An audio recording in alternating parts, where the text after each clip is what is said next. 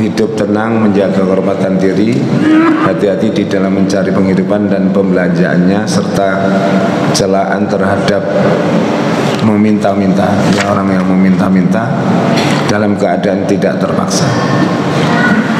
Qala Allah Ta'ala berfirman, wa ma min dabbatin fil ardi illa 'ala Allahi rizquha.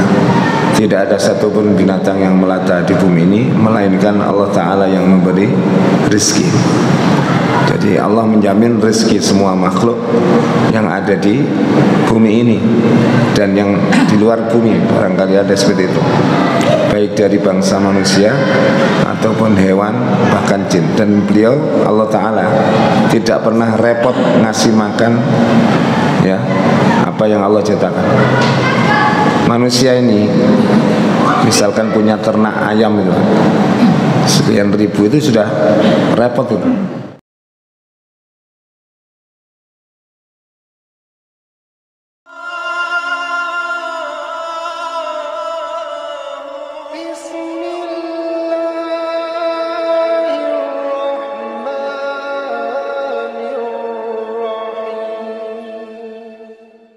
Assalamualaikum warahmatullahi wabarakatuh. Innal hamdalillah nahmaduhu wa nasta'inuhu wa nastaghfiruh wa na'udzu billahi min shururi anfusina wa min sayyiati a'malina. Man yahdihillahu fala mudilla lahu wa man yudlil fala hadiya lahu. Asyhadu an la ilaha illallah wahdahu la syarika lah wa asyhadu anna Muhammadan abduhu wa rasuluh. Allahumma salli ala Muhammad wa ala alihi wa ashabihi ajma'in. Amma ba'du.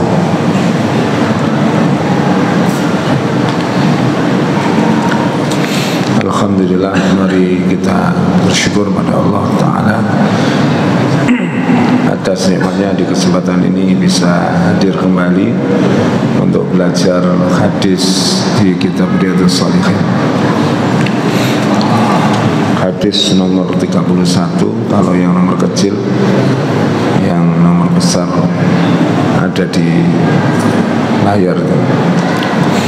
Wa an Anas radhiyallahu anhu qala, dari Anas radhiyallahu anhu, qala Abu Talha li Ummi Sulaim, berkatalah Abu Talha kepada Ummu Sulaim, qad sami'tu sauta Rasulillah sallallahu alaihi wasallam, sungguh aku telah mendengar suara Rasulullah melemah. A'rifu fihil ju', aku mengetahui padanya sangat lapar. Wal indaki min syai', apakah kamu wahai istriku punya sesuatu? Faqala na'am, ya saya punya. Jadi peristiwa ini di mana Rasulullah betul-betul mengalami kelaparan sampai suaranya pun melemah.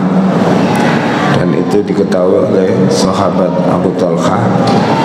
Lalu beliau mendatangi istrinya dan bertanya, apakah kamu punya suatu makanan?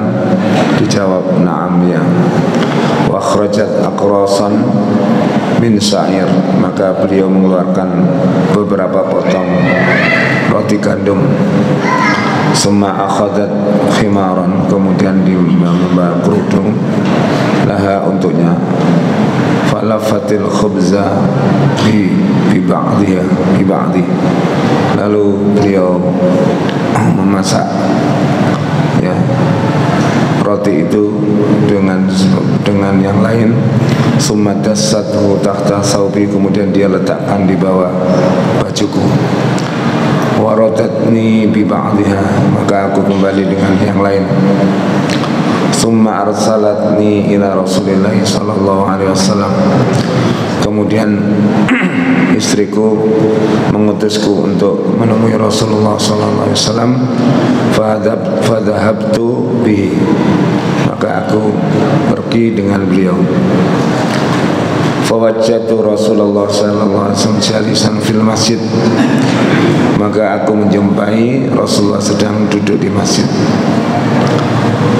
Wa ma'ahu nasun faqumtu alaihim, dan bersamanya beberapa orang sahabat dan aku berdiri untuk menyambut mereka. Faqala Rasulullah sallallahu alaihi wasallam, arsalaka Abu Talha, apakah engkau diutus oleh Abu Talha? Jadi diceritakan di sini bahwa roti yang dipotong oleh istrinya itu, kemudian ia mengambil kerudungnya dan membungkus roti dengan bagian dari kerudungnya, kemudian ia masukkan ke bawah bajuku dan sisanya diberikan kepada saya, serta ia menyuruh agar saya lekas memanggil Rasulullah. Jadi ini keadaan yang sangat genting, di mana Rasulullah sangat lapar. Apakah engkau diutus oleh Abu Talha? Fakultu na'am, ya, saya diutusnya. Faqala ali ta'amin, apakah untuk makan? Qultu na'am, ya. Faqala Rasulullah sallallahu alaihi wasallam, maka Rasulullah sallallahu alaihi wasallam bersabda, kumu fantalaku wantalaqtu baina aydihim, berdirilah kamu sekalian, kata Nabi kepada sahabat, maka mereka pun bertolak dan aku pun berada di depan mereka. Hatta jitu Abu Talha, sehingga aku datang ke Abu Talha. Fa akhbartuhu, maka aku ceritakan ceritanya. Faqala Abu Talha, ya Ummu Sulaim, wahai Ummu Sulaim. Ummu Sulaim ini adalah istrinya, istri Abu Talha, seorang perempuan yang terkenal sangat sabar. Qad jaa Rasulullah sallallahu alaihi wasallam bin nas, telah datang Rasulullah sallallahu dengan membawa beberapa orang. Walaisa indana ma yut'imuhum, dan kami tidak memiliki makanan untuk diberikan kepada mereka. Faqalat, maka kemudian Ummu Sulaim berkata, Allahu wa rasuluhu a'lam, Allah dan Rasulnya yang lebih tahu. Ya. Kemudian Abu Talha pergi, waqantolaka Abu Talha hatta laki Rasulullah. Beliau pergi kemudian menemui Rasulullah. Fa'aqbala Rasulullah SAW ma'ahu hatta dakhala, maka beliau sambut Rasulullah SAW bersamanya sampai keduanya masuk ke rumah. Jadi ini terjadi dialog antara Abu Talha dengan istrinya, karena makanan yang disediakan oleh istrinya itu tidak mencukupi untuk memberi makan beberapa orang, hanya cukup diberikan satu orang atau dua orang. Ya, maka Rasulullah bersabda, ya, untuk ke rumah Abu Talha, dan Abu Talha memasuki rumahnya dahulu. Ya, setelah itu beliau sambut Rasulullah sallallahu alaihi wasallam. Hatta dakhala faqala Rasulullah, halumi ma indaki ya Ummu Sulaim, kata Nabi, bawalah kemari apa yang ada di sisimu, wahai Ummu Sulaim. Fa'atat bidzalikal khubz, maka Ummu Sulaim membawa roti tersebut. Fa'amara bi Rasulullah SAW, ya, fafutta, maka Nabi merintahkan dengan roti itu untuk dipotong. Wa asarat alaihi, dan kemudian, ya, membagi itu atas Ummu Sulaim ukatan dengan dan melumuri roti itu dengan ukah, yaitu minyak samin. Fa'adamat hud, menjadi lauknya.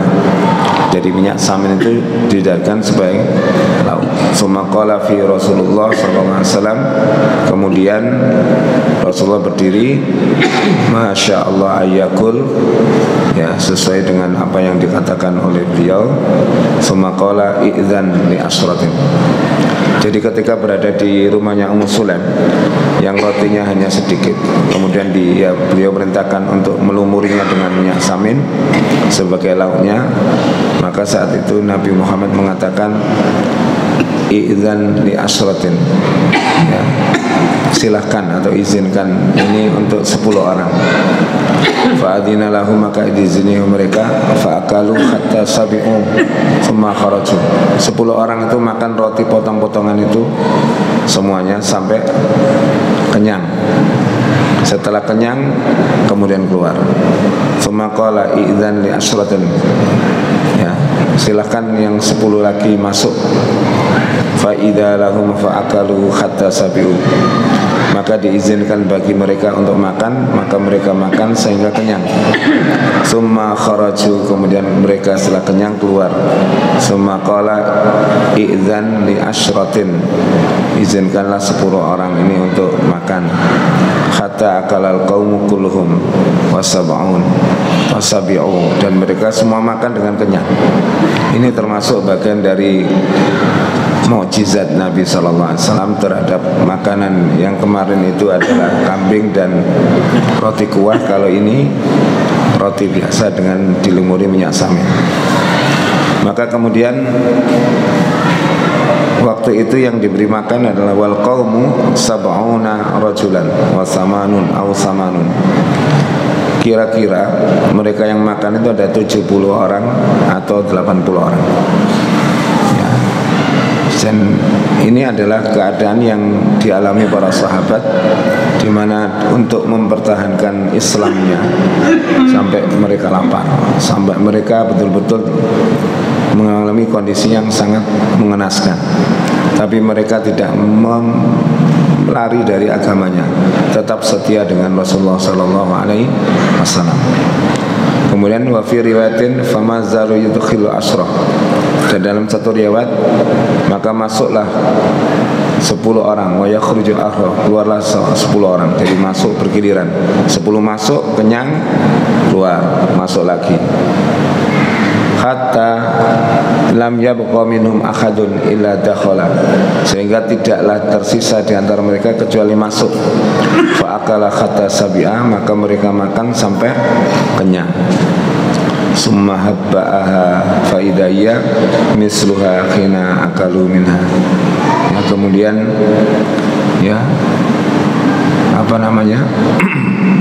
kemudian akhirnya semua orang makan, tidak ada satupun yang tidak makan.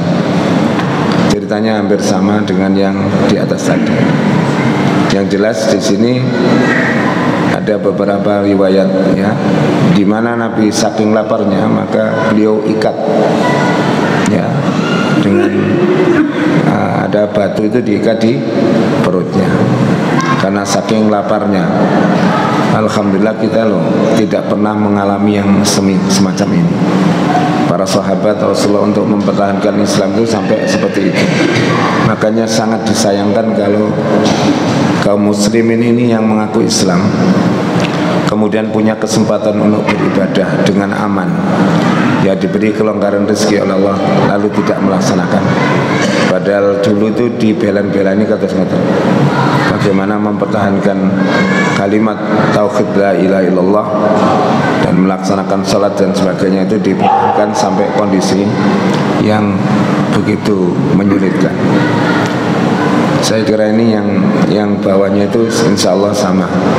Ceritanya tidak beda, hanya ada tambahan bahwa Nabi SAW mengikat perutnya dengan batu untuk menahan rasa lapar. Kemudian bab baru, bab tentang hidup tenang, menjaga kehormatan diri, hati-hati di dalam mencari penghidupan dan pembelanjaannya, serta celaan terhadap meminta-minta, orang yang meminta-minta dalam keadaan tidak terpaksa. Qala Allah Ta'ala berfirman, wa ma min dabbatin fil ardi illa 'ala Allahi rizquha.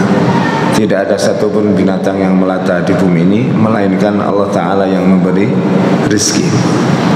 Jadi Allah menjamin rezeki semua makhluk yang ada di bumi ini dan yang di luar bumi, barangkali ada seperti itu, baik dari bangsa manusia ataupun hewan, bahkan jin. Dan beliau Allah Ta'ala tidak pernah repot ngasih makan apa yang Allah ciptakan. Manusia ini misalkan punya ternak ayam itu sekian ribu, itu sudah repot itu. Apalagi misalkan makanannya langka Sedangkan Allah Ta'ala tidak pernah repot untuk menghidupi hewan yang ada di hutan, yang masih belum masuk, manusia masuk ke dalam. Semuanya teratur dan tidak ada ketimpangan. Ekosistemnya berjalan dengan baik karena rantai makannya terus berputar, tidak ada yang memotong. Tapi ketika manusia masuk kemudian memotong rantai makanan, maka terjadilah kekacauan. Seperti misalkan dulu di desa-desa kan banyak ular, ya, di sawah-sawah hampir tidak ada tikus karena ularnya itu diburu untuk sabuk, ya, untuk sepatu.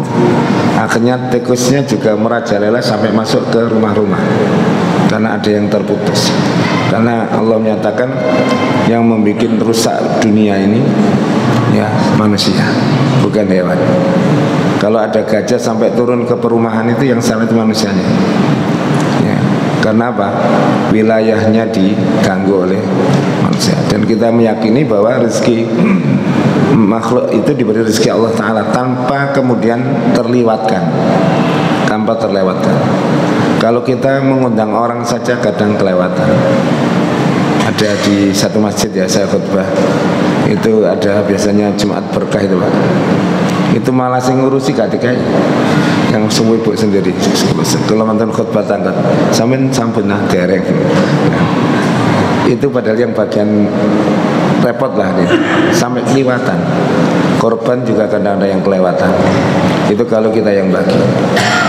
Dan Allah tidak pernah repot ngurusi ikan di beberapa samudra, ya, nggak pernah repot. Semuanya makan semua dan semuanya dalam keadaan baik-baik saja. Tapi kalau ada manusia masuk, akan terjadi pengerusakan, ya. Maka kemudian kita yakini bahwa selama kita hidup, insya Allah rezekinya itu ada. Dan rezeki itu tidak akan keliru alamat. Rezeki itu tidak bisa dikejar oleh orang yang berkeinginan dan tidak bisa dihindari oleh orang yang tidak ingin. Itu rezeki. Pernah ngalami kan, ya? Saja ini kami lagi diundang gara-gara kata terus dilebokno bisa dapat rezeki, ya. Saya juga pernah mengalami itu, Pak. Saya itu dapat sertifikasi waktu pertama. Teman-teman saya ajak makan, waktu itu dibayari uang, kenal dulu. Jadi saya ngebosi malah dibos. Waktu mau membayar katanya kasirnya, sampun dibayar. Ini kalau Pak Lurah, itu kan saya tidak menyangka bahwa saya tidak kalong uang sama sekali karena ngebosi. Ternyata malah dibos. Tidak ada ingatan. Hebat. Katanya nopo karena sudah dapat rezeki. Kadang-kadang kita tidak menduga sama sekali. Ya, bangun tidur pun pernah saya dapat rezeki, Pak, di Pondok Al-Fatah waktu saya masih ngajar di dibangunkan Ustadz Anwar Arif. Mas tanya, Mas, nopo baik hitungan bayaranku di amplop itu. Setelah itu dikasih saya. Jadi kayak sampean itu tadi turun oleh duit. Lalu sisanya dibagikan kepada teman-teman. Ayo mangan tuku rawon, angkono kabeh. Nah, itu contohnya. Saya tidak pernah menginginkan, tidak pernah juga berangan-angan, tapi kalau waktunya tiba mesti gitu. Termasuk apapun yang Allah takdirkan, Masya Allah, kana wa man lam yasa' lam yakun. Apa saja yang Allah kehendaki pasti terjadi, dan yang tidak dikehendaki pasti tidak terjadi. Kalau kita punya keyakinan semacam itu, insya Allah kita merasakan manisnya iman kepada Allah Subhanahu wa Ta'ala. Sampai-sampai misalkan ada seorang pedagang tempe katakanlah, yang jualan di satu tempat, terus di sebelahnya ada tempe lagi, dia yakin rezeki tidak ada, kan? Keliru. Bahkan Ustadz saya pernah cerita ada seorang yang jualan tempe, kemudian sebelahnya ada anak muda, Pak, saya mau jualan tempe di sini, boleh? Boleh, silakan, monggo. Tapi saya belum bisa buat, ya. Bisa ngajari saya? Iya, saya ajari. Diajari sampai bisa. Dagang di sebelahnya. Yang banyak kan diamuk, ya. Kenapa diamuk? Karena dia pakai logika matematika. Tapi kalau Allah Ta'ala sedang menghendaki, jangan bisa lihat, ya, orang-orang dengan dagangan yang menurut akal saya nggak masuk itu bisa menghasilkan banyak sekali uang, ya. ada bumbu mahmudah itu. Ya, 2.500 atau 2.000 itu teman saya di Budoran cerita, Bu Mahmudah itu menyumbang masjidnya itu 900 juta hasil dari bumbu gitu. Malah gak masuk akal Pak. Ini yang didodol komputer atau apa gitu. Terus ada juga seorang pegawai yang saya tanya, kenapa orang itu kok bisa banyak mobilnya bagus, rumahnya bagus, padahal pekerjaannya cuma jualan kecambah. Kalau takut pegawai ini, bayu piro mbak kecambah, 1 hari 1 ton. Kan rodok gak masuk akal, sehari 1 ton. Dodol cambai mobilnya Fortuner baru Pak. Itu contohnya. Tapi nggak enten sepeda pancal kemudian gak ganti-ganti ya ada. Itu Allah yang mengaturnya. Ya Allah yang betul-betul yang mengaturnya. Jangan tahu artis yang lulusan SMP, SD itu jaga kaya-kaya. Saskia Khotik itu lulusan SD. Ya, Atta Halilintar itu SMP. Raffi Ahmad itu lulusan SMP. Tapi rezekinya ngalang-ngalai profesor. Iya kan? Oleh karena itu memang benar kalau seseorang ayah atau ibu menyekolahkan anaknya jangan untuk kejar prestasi dunia. Nanti Allah yang akan mengaturnya. Pokoknya kita pintarkan, kita kasih akhlak yang baik, akidah yang baik, insya Allah nanti Allah yang mengaturnya. Kan banyak sekali bapak ketahui, ibu-ibu ketahui, orang kerja tidak sama dengan jurusan di sekolahnya, ya. Nah, misalkan apa jurusannya teknik jadi pedagang, ada kan? Ya, dan sukses begitu. Dan yang lain-lain. Wa qala ta'ala, dan Allah Ta'ala berfirman, lil fuqara'il ladzina usiru fi sabilillah. Berinfaklah kepada orang-orang fakir yang mereka berjuang di jalan Allah. Ya. Itu orang-orang fakir yang berjuang di jalan Allah. La yastati'una dzarban fil ardi. Mereka tidak mampu berusaha mencari rezeki di bumi karena beliau jihad. Yahsabuhumul jahilu aghnia. Orang-orang yang tidak mengerti mereka, mengetahui keadaan mereka, menyangka mereka itu orang-orang yang kaya. Jadi ini bisa kita amati orang fakir yang kerjaannya itu adalah ngurusi tempat-tempat syiar-syiar agama Allah, itu berarti mereka fisabilillah. Maka orang yang begitu itu orang menyangka dia cukup biasanya karena pakaiannya juga rapi, tidak pernah meminta, ya, merasa cukup atas pemberian Allah. Itu yang perlu kita perhatikan. Ta'rifuhum bisimahum, kamu mengenal mereka dengan tanda-tandanya, dengan sifat-sifatnya. La yas'alunan nasa ilkhafa. Mereka tidak pernah meminta kepada manusia dengan cara mendesak. Mendesak itu minta untuk diberi, ya, agak maksa dikit-dikit. Kan ada orang yang minta begitu, ya. Ini tidak pernah. Maka orang yang fakir yang semacam itu harus kita perhatikan. Dan Nabi mengatakan di dalam sebuah riwayat, bukanlah orang yang fakir sesungguhnya itu orang yang meminta dari pintu ke pintu kemudian diberi atau ditolak. Tetapi orang yang fakir adalah orang yang betul-betul tidak mampu untuk memenuhi hajat dirinya, tapi dia tidak pernah minta. Itu yang harus diperhatikan. Ya, orang tidak menyangka kalau dia makannya itu hanya lauk garam atau hanya tahu dengan garam. Tapi mereka menjaga betul. Kelihatannya sih orang kayak orang mampu, dia tidak mampu, menunjukkan bahwa dia adalah fakir. Seperti Abu Hurairah dulu Pak, Nyerang Semarang ya. Abu Hurairah itu kan miskin, tapi kan tidak pernah minta.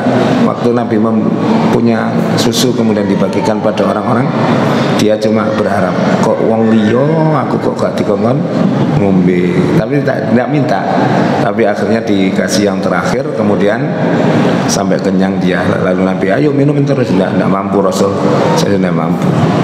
Beliau tidak pernah minta. Ashabus Sufa itu tidak ada yang ngemis. Tapi sekarang ini ngemis itu banyak yang dijadikan apa? Profesi. Tapi tidak mau nulis di KTP. Nggak mau. Ya. Kenapa nggak mau? Dia tahu profesi itu tidak baik. sama dengan perempuan nakal itu. Dan namanya kan pekerja seks komersial sekarang ya. Kalau dulu kan BTS atau gembluk atau pelacur ya. Tapi kan nggak ada di KTP, paling ditulis swasta, nggak ada ditulis PSK kan begitu. Karena kerjaan itu tidak baik menurut derajat manusia yang ya berakal. Berikutnya Allah Ta'ala dalam surah Furqan ayat 67, ini adalah ibadur rahman, hamba-hamba Allah yang maha penyantun itu punya sifat diantaranya walladzina idza anfaqu, dan orang-orang yang apabila membelanjakan hartanya lam yusrifu, mereka tidak berlebih-lebihan. Berlebih-lebihan ini adalah tabdir ya, menyia-nyiakan harta ya. Orang berlebih-lebihan itu contohnya bisa jadi karena pembeliannya sangat banyak dan akhirnya tidak terpakai, atau harganya teramat mahal ya, seperti di Trans TV ada satu berita di Trans TV itu, orang ada yang makan es krim satu mangkuk seharga 250 juta. Itu melebut TV akhirnya. Tapi yang bisa merasakan lezat itu kan hanya 5 cm. Dan kalau di sini kan nggak ada. Makanya perlunya makan itu gengsi apa, menghilangkan kencang. Dan makan itu bisa menjadi ibadah kalau jenengan mengatakan, ya Allah saya makan ini supaya aku sehat dan bisa beribadah dengan baik kepadamu.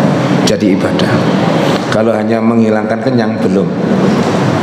Tak mangan rek luwe, belum masuk ibadah. Itu hanya perbuatan yang dibolehkan Allah Ta'ala, tapi tidak ada sunnahnya.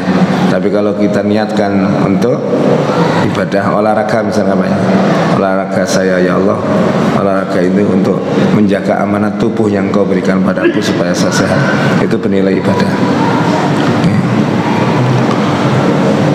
Walam yafturu, dan tidak pula kikir. Jadi orang ibadur rahman itu sifatnya tengah-tengah, tidak boros, tidak kikir. Berarti apa?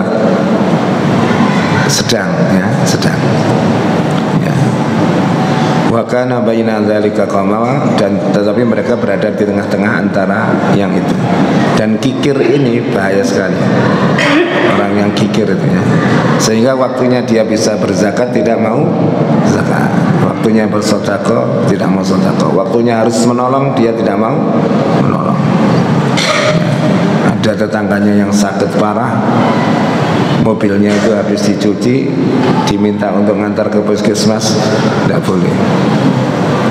Loh, ada orang seperti itu, ada yang loman ya, silakan dipakai.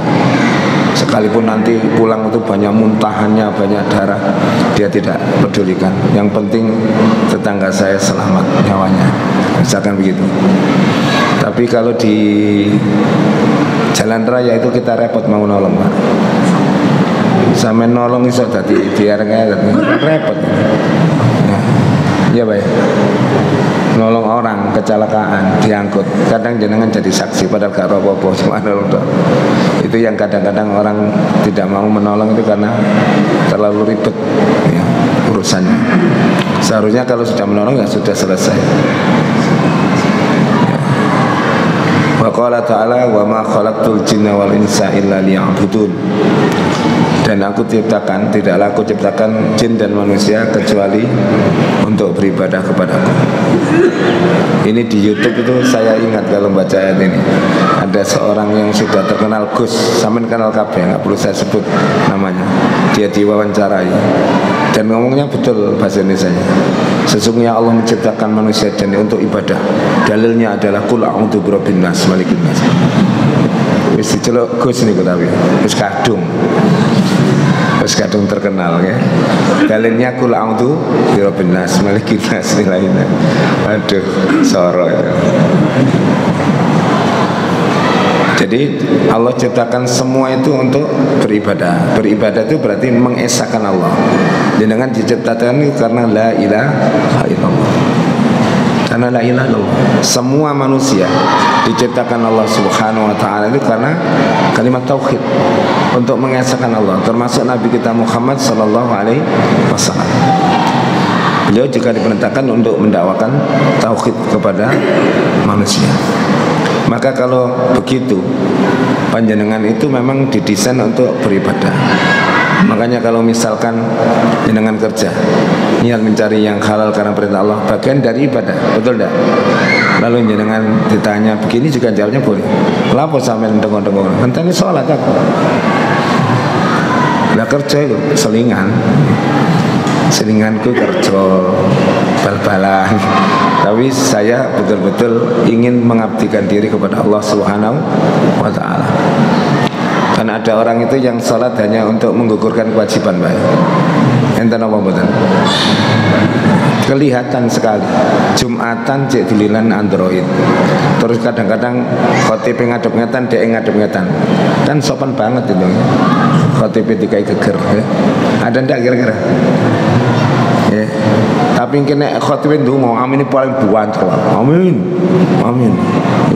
Malaikat itu ndelok wong ati ku gregetan asline. Ngosok gak temen jauh wakeh.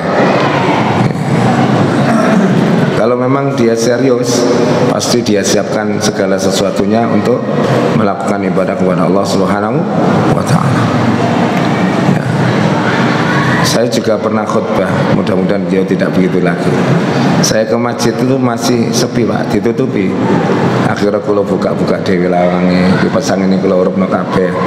Gak teka-teka, kalau susul nang omahe. Lho cek turu, tak mire.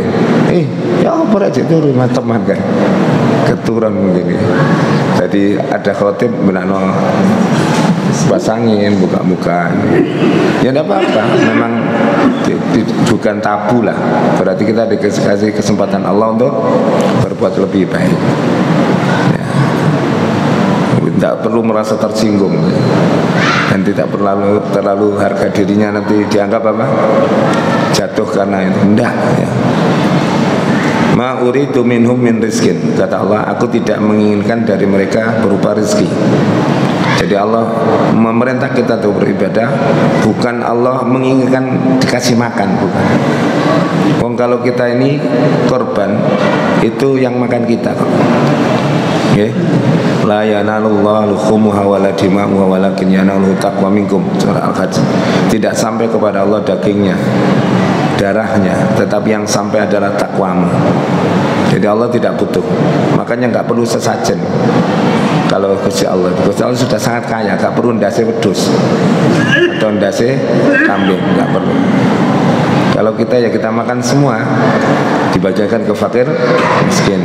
Untuk yang korban boleh mengambil, dan itu disampaikan oleh Nabi. Tidak benar kalau ada keterangan nanti kalau yang korban mengambil kakinya maka nanti pincang di akhirat. Belum pernah saya baca gitu. Tapi cerita itu kan sejak kecil kita dengar. Makanya akhirnya sing korban kapok, walane gak oleh mangan. Sing gak korban nyati-nyati dek nguasane. Lah punya gak oleh.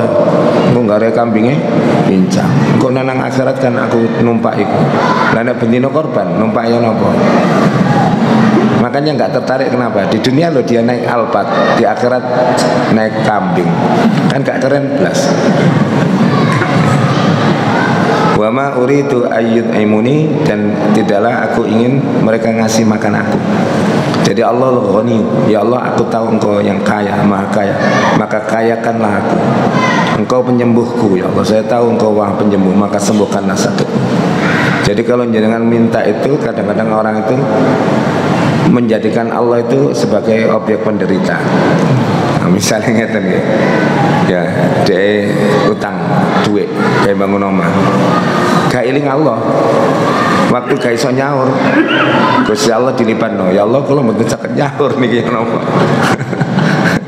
Niku lah rada kurang ajar. Sajane kan butuh Allah dulu. Butuh Allah, lalu kalau kita tahu Allah Maha pemberi rezeki, pengampun dan seterusnya, kita minta. Ya, seperti kita sholat duha kan karena Allah Ta'ala. Lalu setelah sholat silakan minta, nggak apa-apa. Jangan sholat duha karena ingin dagangannya lancar. Mungkin juga lancar akhirnya, tapi ya Cina itu nggak pernah sholat duha. Lambat kan yang Cina sholat duha, tapi kok lancar kuno. Kan begitu akhirnya. Jadi jangan menjadikan Allah itu sebagai objek menderita, kayak patulatulan. Jadi Jadi kita menghadap pada Allah itu betul-betul ada rasa cinta, ada rasa kagum, ada rasa butuh, rendah. Ya, bukti kita berdoa itu kita merendahkan diri kepada Allah Subhanahu wa taala. Pun sampai dikai tambal butuh dong. Ya Allah, saya hari ini datang, besok kalau perlu lagi saya datang lagi. Atau jangan sampai Al-Quran kita juga dibaca saat Ramadan saja. Ngono jangan harus disebut sih. Kenapa? Bertuke akeh. Ya, kita lakukan ibadah baik di waktu senang maupun di waktu susah. Kita tetap upayakan ibadahnya tetap di waktu sakit maupun di waktu sehat. Berikutnya hadis yang pertama. Mau isya nih. Kurang 5 menit. Ini kita terakhir. An Abi Hurairah radhiyallahu anhu Nabi sallallahu alaihi wasallam qala laisal ghina an kasratil ardi. Kata Nabi, bukanlah ya yang disebut kaya itu banyak hartanya. Tidak, kata Nabi. Seberapapun banyak harta manusia, kalau berhadapan dengan nafsunya itu masih kurang. Seberapapun banyaknya belanja seorang istri, itu masih kurang kalau memang nafsu untuk memiliki lebih besar. Ya. Walakinnal ghina nafs. Tetapi kaya yang sebenarnya adalah kaya jiwa. Jadi kalau jenengan itu memiliki harta sedikit menurut pandangan orang, tapi jenengan sudah merasa cukup, jenengan kaya, sehingga tidak pernah minta, tidak pernah adep-adep, semarap adep-adep ya. Apa cara Indonesia itu? Kalau ada orang makan kecil-kecil dulu kita ngerubung supaya dikasih. Tidak ada gitu. Tidak ada keinginan untuk seperti itu. Dia jaga ifah. Ifah itu harga dirinya. Dia jaga muruahnya, jangan sampai jatuh kepada kehinaan. Maka orang yang kaya dengan harta yang banyak itu, kata Nabi, bukan kaya yang sebenarnya. Bahkan kadang-kadang orang yang seperti itu disiksa oleh hartanya dengan disibukkan sehingga dia tidak bisa menikmatinya. Wong subuh kita tapi gak iso ngrasakno hasil kekayaannya. Cuma dilihat di rekening nule wae sewenang marung dilebokno maneh. Maka orang itu yang kaya betulan adalah orang yang merasa bahwa dirinya itu kaya sehingga dia banyak memberi. Itu adalah orang yang kaya. Alhamdulillah ya Allah, Engkau jadikan aku kaya sehingga aku bisa berbagi. Jadi kalau jenengan seperti itu, saya seperti itu, termasuk orang yang betul-betul kaya itu. Tapi kalau masih kurang saja, sekalipun berapapun jumlah uangnya, sesungguhnya dia miskin. Karena orang yang mencari kehidupan dunia, Allah jadikan ketakutan miskin itu di depan matanya. Mobilnya asalnya 12, karek 10 lo bingung. Padahal ono tonggone gak 12 kecil yo gak bingung. Ada ndak gitu? Hilang 2 saja karena ada masa resesi. Baweng ya. Padahal yang tidak punya apa-apa juga santai-santai saja. Dia nikmati rezeki Allah dengan penuh lapang dada dan syukur. Ngomongnya itu gampang, tapi merakteknya gak gampang. Makanya mudah-mudahan kita diberi Allah Ta'ala kemampuan untuk mengamalkan apa yang benar yang kita ketahui. Allahumma arinal haqqa haqqa warzuqna tiba'ah wa arinal batila batila warzuqna ijtinabah. Kiranya ini yang bisa kami sampaikan, mudah-mudahan bermanfaat bagi kita semua. Akhiran kita akhiri dengan kafaratul majlis. Subhanakallahumma wa bihamdika asyhadu an la ilaha illa anta astaghfiruka wa atubu ilaik. Wassalamualaikum warahmatullahi wabarakatuh.